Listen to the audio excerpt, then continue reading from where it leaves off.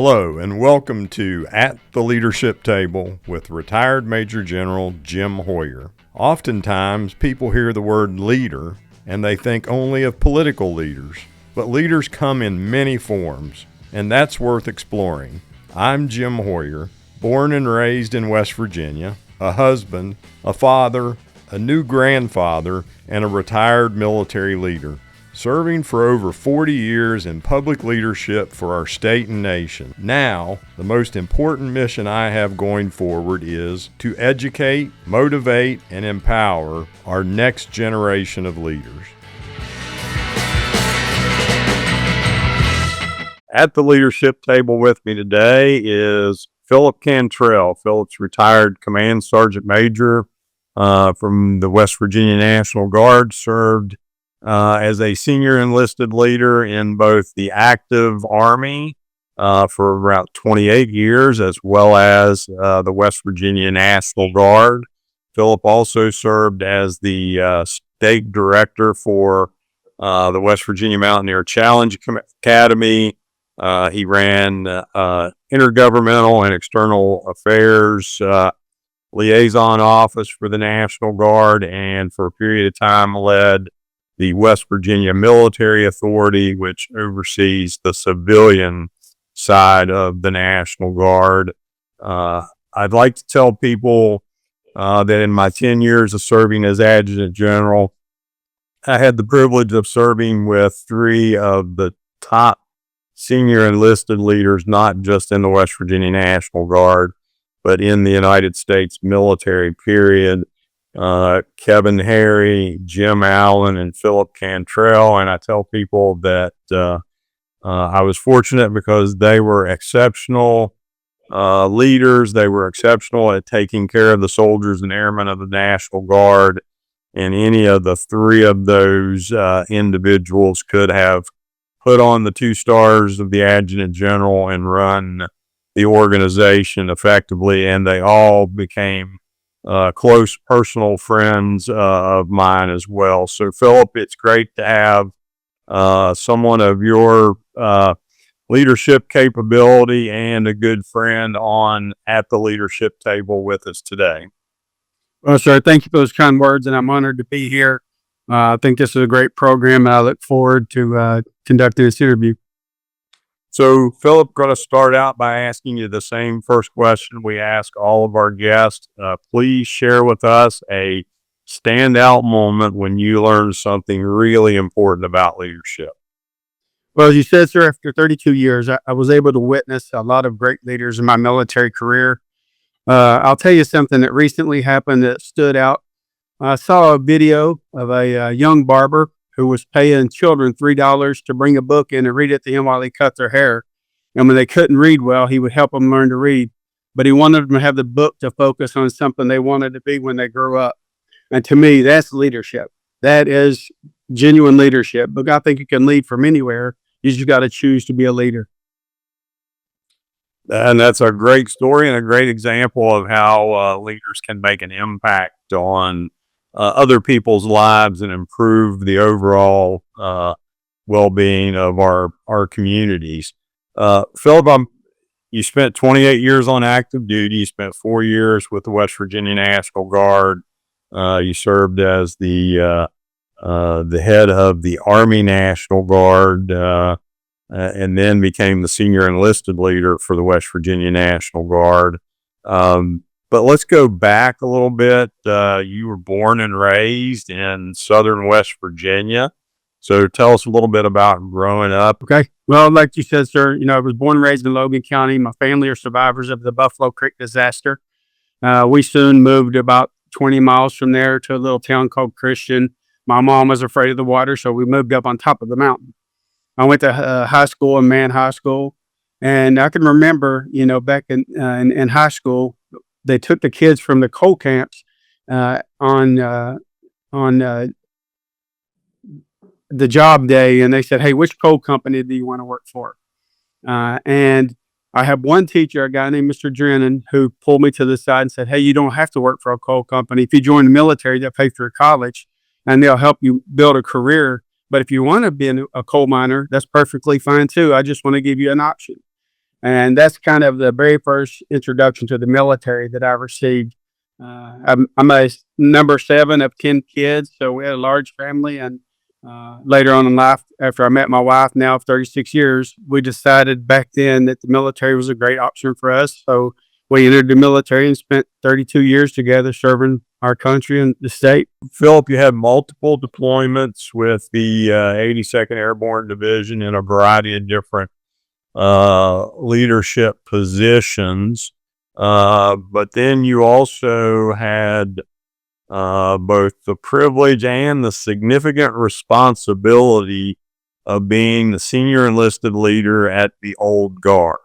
A lot of people don't really understand what the Old Guard is and its significance to our nation and to our veterans. So can you describe a little bit about the Old Guard and then talk about your role as senior enlisted leader and how important the Old Guard is to our nation and our veterans?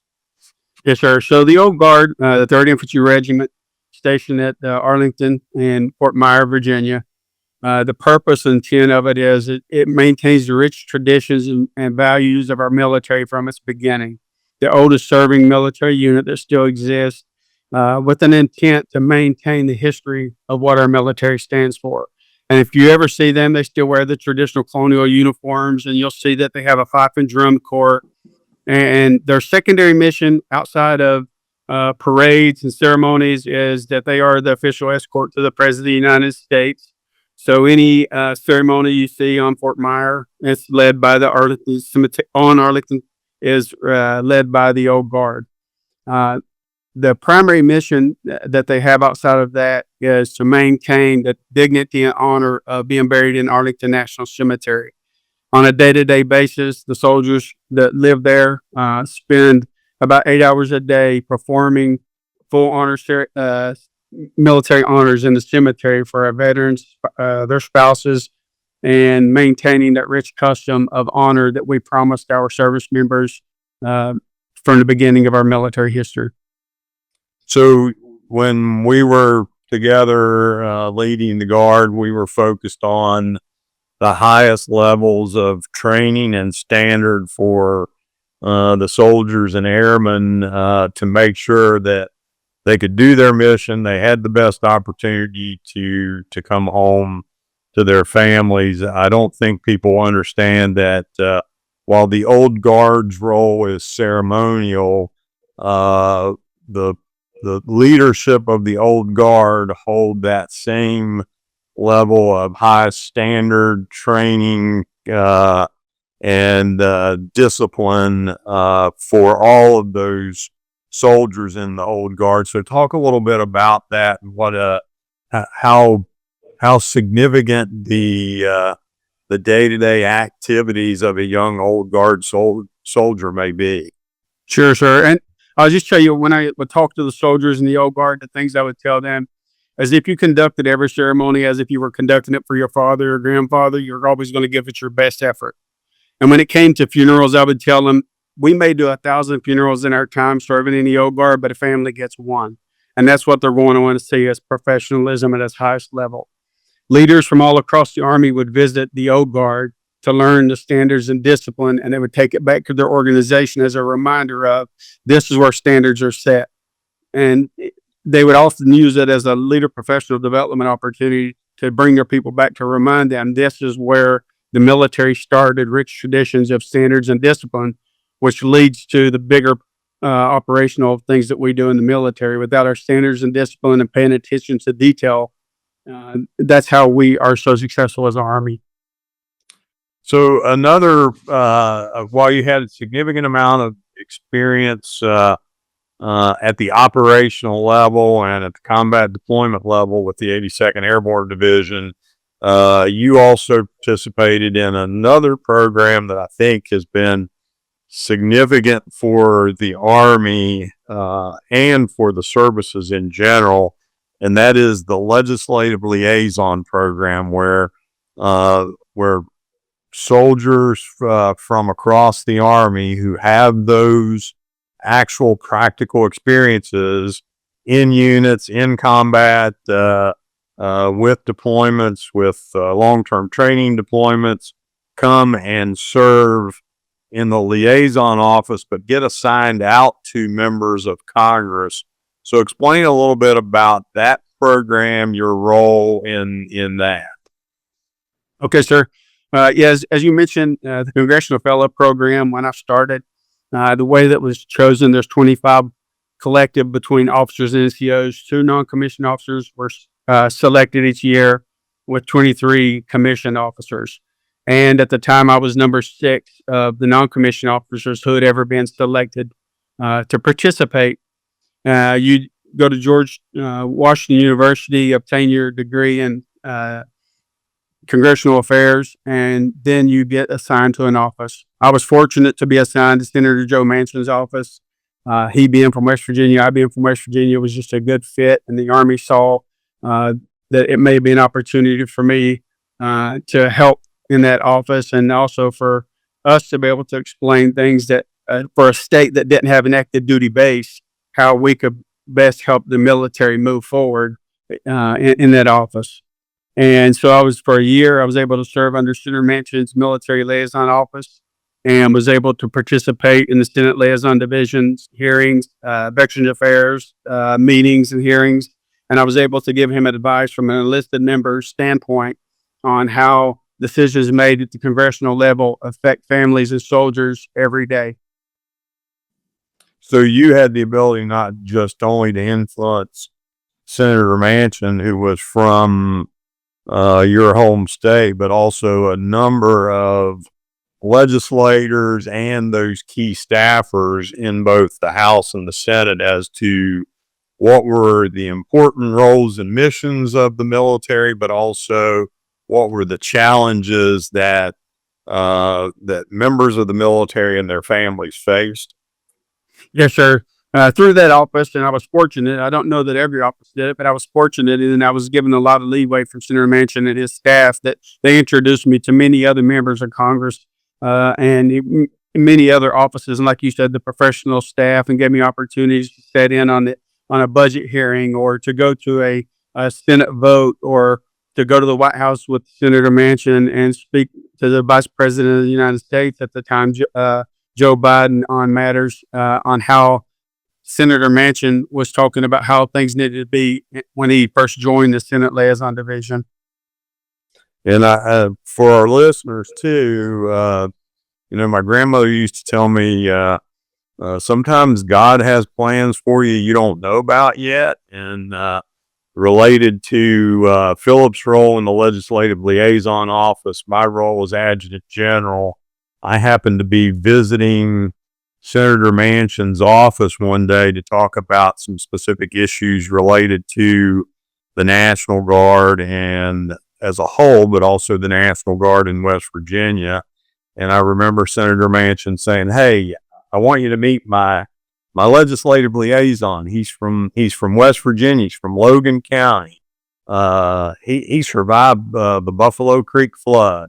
And I remember not too long into that conversation, I looked at you and looked at Senator Manchin, and then I looked back at you and I said, "Well, Sergeant Major, I think it's about time for you to come back home and you can come join the West Virginia National Guard."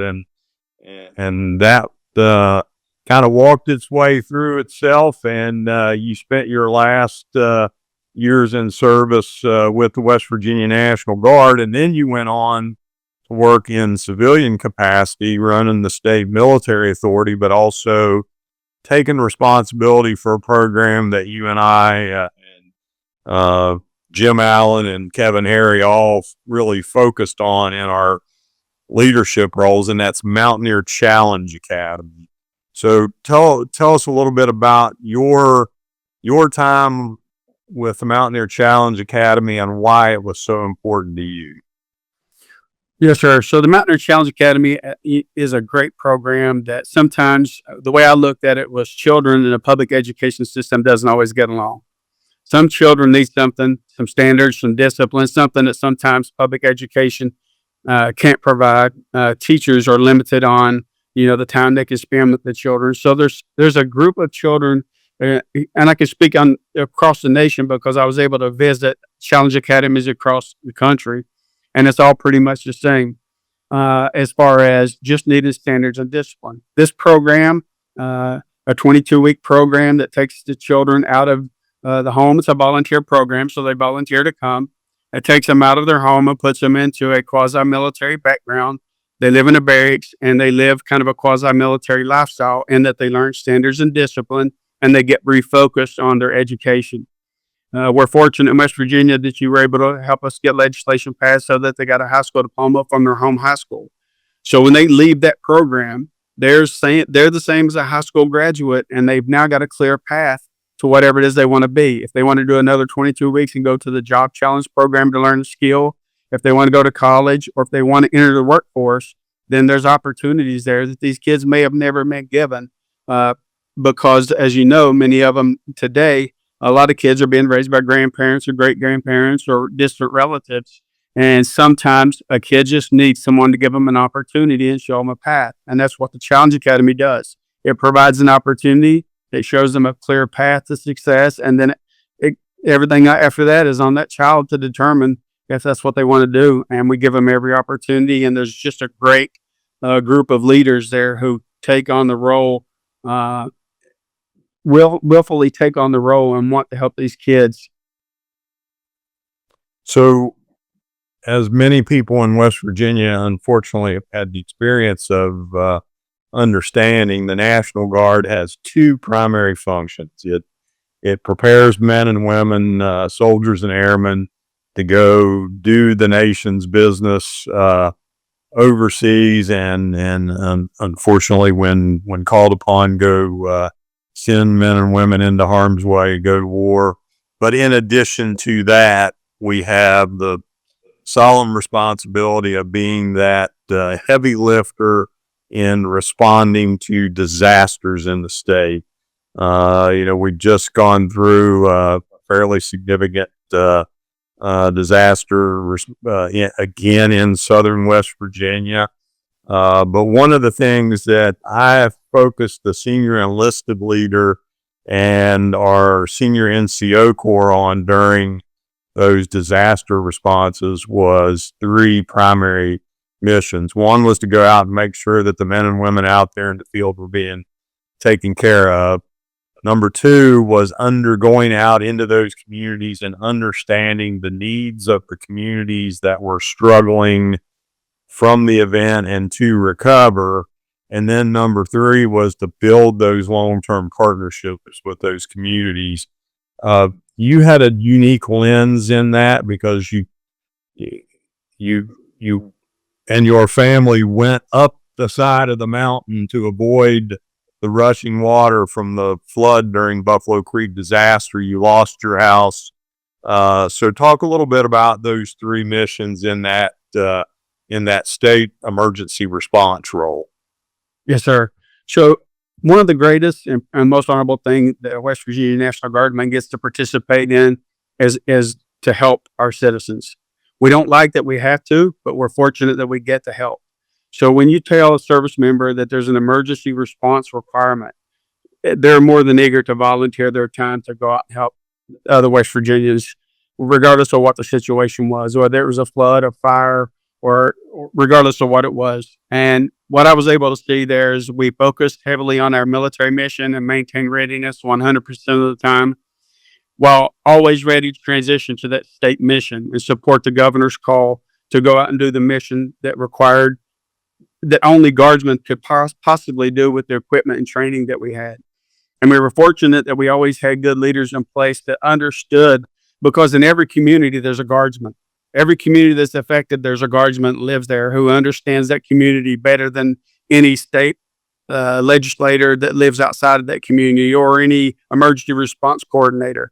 There's guardsmen who live there that fully understand and know those people well, so they know how to communicate with them. So that's what we tried to build, a trusting relationship between the guardsmen that live in those communities and the leadership of the West Virginia National Guard, so that when people in West Virginia needed to make a phone call, they knew who they could call. They could call the people who live in the community and ask for help, and they knew that they would create a solution. So you've been a strong advocate for the veteran community in West Virginia. I'm going to ask you two questions as we close out. One is, what do you want the people of West Virginia to know about our veteran population in West Virginia? And then as we close that out, make a pitch to a young veteran coming off active duty why they should come to West Virginia and pursue a civilian career. Okay, sure. Well, first of all, we tell our citizens in West Virginia this. Veterans serve because they want to, not because they have to. They know that our state and nation needs us to serve, so we'll do it honorably. I'm convinced beyond a reasonable doubt that for the rest of time, there'll always be young men and women willing to step up into uniform on when our nation calls and when our state needs them to do it. I truly believe that. And our veteran population are the reason for that. Veterans come home from wherever they've served and they tell the great stories about the opportunity they had, and they come home to pay it back. We sometimes leave West Virginia to serve in the military, but when we come back home, we're able to give something back that we couldn't give before we had those unique experiences. Maybe we got educated and came back with a business. Maybe there was something that we came back with that we now know our community needed that we couldn't see because we were too close to the community. So I would just tell our citizens we're in good hands as long as we continuously uplift our veterans and trust in our veterans and know that the veterans in the state of West Virginia are always going to make sure that West Virginia is taken care of first and foremost. And for a young veteran, I would tell you, it's a good thing to serve your country. I think everyone just should. I think young people, to learn leadership skills, you should start with some kind of public service, whether it be service in, to community. If you serve in your local church, or if you Boy Scouts, whatever it is, you need to start out some way of serving other people so that you can one day grow up to be a good leader. And you'll find good leaders in those places. For our veterans, I would tell you, when you leave West Virginia, go out and serve your time, make it a career, but bring everything that you possibly can back to give back to West Virginia so that our state can be the best that it can possibly be. And only through people giving back to the state and not being self-centered, always always trying to make West Virginia better, our veteran community can do that. And I tell you that I look back to our Vietnam veterans, and they've quietly sat in the shadows and just continuously supported our state and built our state and provided for us young people who joined the military after Vietnam, they're the reason that we have the freedoms and all the benefits that we do now. So just look at our Vietnam veterans, and that's what a young veteran should want to be, someone who gives back to the community continuously. Yeah, I remember having conversations with some of our friends who are Vietnam veterans who showed up at every send-off and homecoming we had for men and women going on deployment, and you'd ask them, so why are you taking the time to be here?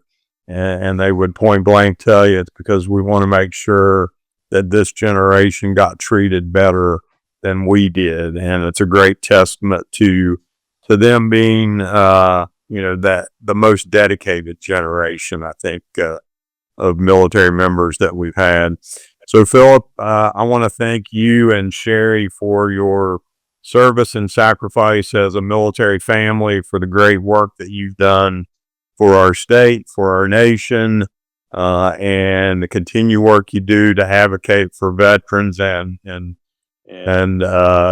just as importantly for being a great friend over the years, and look forward to more work together to make West Virginia a better place. And I thank you for joining us at the leadership table today. Thank you, sir, for giving me this opportunity. It's truly been an honor. And before we sign off, sir, I'd be remiss not to mention our Gold Star families. I think it's very important that as we think about leadership, we think about the leadership of those families who still live the legacy of their children. So God bless them. And I thank you for this opportunity, sir. Great way to end at the leadership table with the salute to our Gold Star families.